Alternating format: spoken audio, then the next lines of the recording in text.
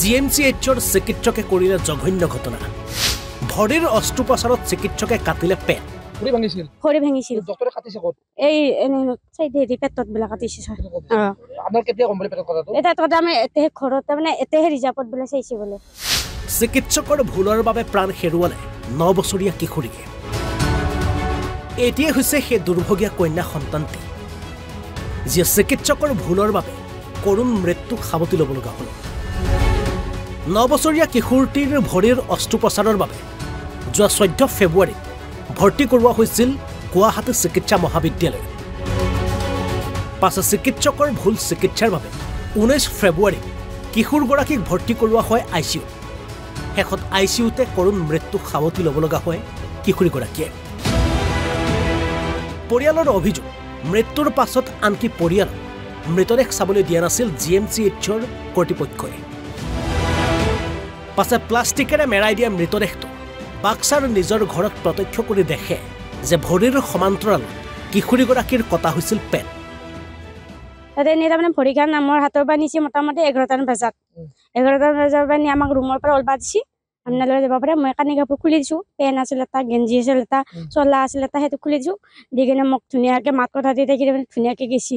মই ৰুমৰ পৰা ওলাইছোঁ, ছাৰ সুধিছোঁ, ছাৰ মই যাব পাৰিম নেকি? পাৰিব আপুনি যাবা। আমি ঠিক কাঠিত তাৰমানে গোটেইতে আমি মানুহ আছোঁ। থাকি এনেকৈ বহুত টাইম আছোঁ বহি, কাৰোবাৰ থিয়া দিছে, কাৰোবাৰ বহিছে, এনেকৈ থিয়া দি আছোঁ।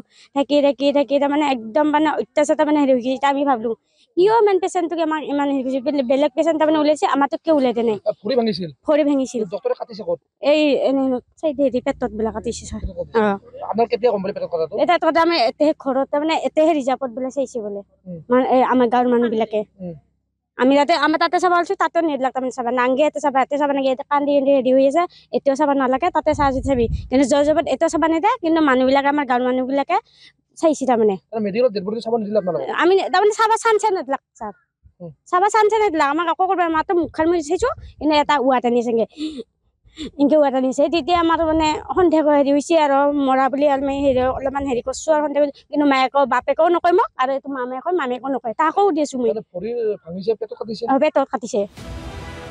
এই ঘটনাৰ পাছতে পৰিয়ালৰ লোকে বাক্সা জিলাৰ শিমলা আৰক্ষী থানাত এজাহাৰ প্ৰদান কৰে, আৰু উক্ত এজাহাৰৰ ভিত্তিত দেওবাৰে আৰক্ষীয়ে মৰণোত্তৰ পৰীক্ষাৰ বাবে সমাধিস্থ কৰা কিশোৰীগৰাকীৰ মৃতদেহ পুনৰ গাঁতৰ পৰা উলিয়াই প্ৰেৰণ কৰে বৰপেটালৈ।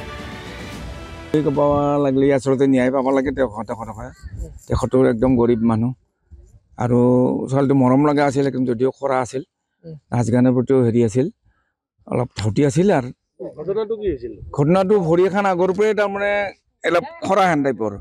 তাৰপিছত এই যোৱা ৰাজপূজাত তাৰমানে ডেন্স কৰিছিল, কৰোঁতে মটকা খালাক, তাৰপিছত বিষ হলাক। বিষ হোৱাৰ পিছত এতিয়া ওচৰত ডক্টৰক দেখাইছে যদিও কৈছে ইয়াত নহ'ব, গুৱাহাটীকে নিয়া ভাল হ'ব। মই শুনা মতে দিয়ক সেনেকৈ গুৱাহাটীত লৈ গ'ল। গুৱাহাটীত নি গুৱাহাটীতো সেনেকৈ চিকিৎসা পাতি কৰলাকে। জিএমচিত কৰাবলৈ গৈছে। সেইটোতো আমি আচৰিত। এইটো কথাটোতো কেনেহেন কথা, এইটো ভৰি ভাঙলি, ভৰি দোকান ভৰি ছিঙি গ'লেও মানে মানুহটো বাচি থাকে। গতিকে ভৰি দোকান ভৰিতে হেৰি কৰিছে, খুন কৰিছে। যিখন অসুবিধা আছিল বা ভাঙছিল সেইকাৰণেতো কৰিছে। ইখানেও হেৰি দেখা পাইছোঁ, আমি মোবাইলত দেখা পাইছোঁ, পেটতো এই চাইডে কাটিছে। এতিয়া সেইকাৰণে সন্দেহ কৰিছে ৰাইজৰ। কথাটো কি, আমি আচলতে এই গৰীব পৰিয়ালটোৰ ন্যায় বিচাৰোঁ। আচলতে পুলিচ আহি আমিতো দূৰপে চাই আছোঁ। দেখোন এতিয়া হেৰি কৰিছে, ডেড বডিটো ওলাই আছে, আৰু খান্দি ওলাই আছে। তেওঁলোকে এতিয়া হেৰিত নিব, পষ্টমৰ্টেম কৰিব নিব। দৰিদ্ৰ পৰিয়ালবিলাকে চৰকাৰী কি আশাত যোৱা বুলি ভাবে আপোনালোকে? এটা খুব কম পইচাতে বা হেৰি এটা সাহাৰ্য খুব ভাল এটা ট্ৰিটমেণ্ট পাব বুলি আমি আশা কৰোঁ। কিন্তু এতিয়াতো নাপায় আচলতে, যিটো বুজা গেল। কি কাৰণত কেনে পদ্ধতি চলে আমিতো আৰু সেই মেডিকেলৰ হেৰিত নাজানো। মুখ্যমন্ত্ৰী আচলতে এইটো তদন্ত কৰি এটা ন্যায় পোৱাৰ কাৰণে মই আহ্বান কৰিছোঁ। আচলতে বাক্সাৰ পৰা সুবৰ্ণ পাঠকৰ ৰিপৰ্ট, NB নিউজ।